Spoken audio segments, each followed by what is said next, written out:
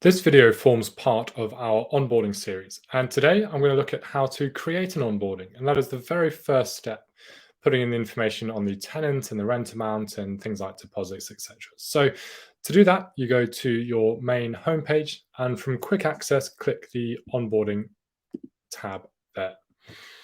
And what you'll need to do is you'll need to click this blue onboard a new applicant button. For the sake of this video, I've created one already.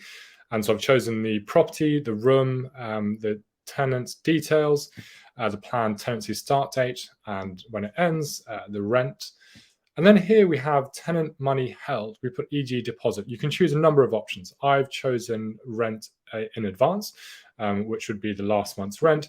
You can choose a number of things. You can say none, you can do DPS, DRS, lodger deposit, or other. But we're going to choose rent in advance and just set it as £750.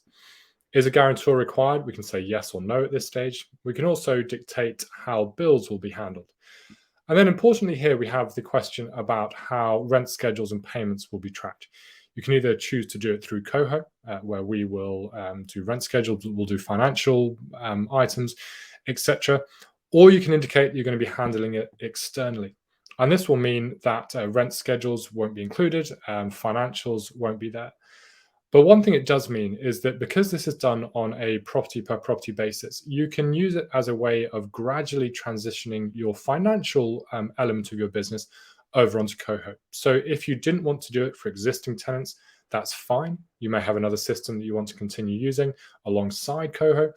But what you may choose to do is, as you onboard new tenants who aren't already in place, you can start for them to use the COHO financial area, which is what I would recommend doing, just so it means that you have that gradual transition of the financial stuff. You can then indicate whether you want a holding fee or not. We're going to say yes, and that just pre-populates the amount, which is a percentage of the rent. You can then either add new payment instructions for this fee or select existing ones. We've just selected existing ones here, and that pops in a form that you can update and edit should you wish. You can then include a payment reference for this. You can say how long the room's going to be held for. You then also got a number of additional fields for the holding fee, additional terms. And we have done a separate video on this that you can watch as part of this playlist. You then have the option to include an application form, which again, there's a dedicated video on. You can say whether or not you want referencing or not at this stage as well. You can change your mind at a later date. But once you've been through all of those steps and you're happy with it, you simply need to select submit. And what that will now do is that will now put that tenant in at this stage here. They're waiting for the holding fee to be paid.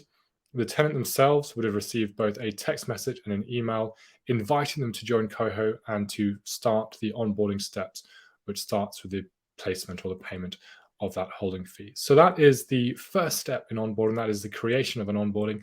I hope you found it useful. As always, any questions, please do just shout.